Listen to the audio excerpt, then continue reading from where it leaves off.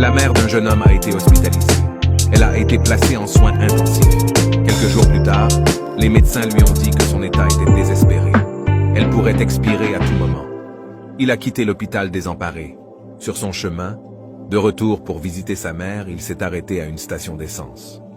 Pendant qu'il attendait le préposé pour remplir son réservoir, il a remarqué une dame mendiant avec ses 2 enfants tous habillés en haillons. Ils avaient vraiment faim. Il réfléchit, qui va les secourir dans ces circonstances? Puis il est allé dans le magasin. Il a acheté une boîte de biscuits ordinaires qui ne coûtait rien du tout, a ouvert la boîte pour eux et continua son chemin à l'hôpital. Quand il est entré dans l'unité de soins intensifs, sa mère n'était plus là. Il a laissé tomber ceux qui étaient dans ses mains et se précipita à demander à l'infirmière. Où est-elle? Elle a dit, elle alla subitement mieux. Donc nous l'avons déplacée à la salle suivante. Il est allé vers sa mère, la salua et lui demanda ce qui est arrivé.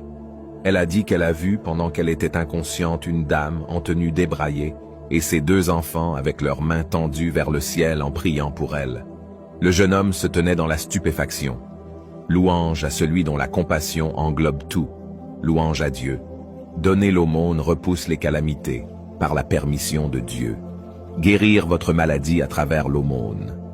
Ceci est juste une boîte de biscuits ordinaire, mais la charité vous protège contre le feu de l'enfer même avec une demi-date. Faites de ce message votre premier acte de générosité, votre acte de charité, d'aumône. Même si vous êtes occupé, le transmettre à autant de personnes que possible est déjà un grand signe de charité. Ô Dieu, daignez alléger le fardeau de celui qui transmet ce message. Amen.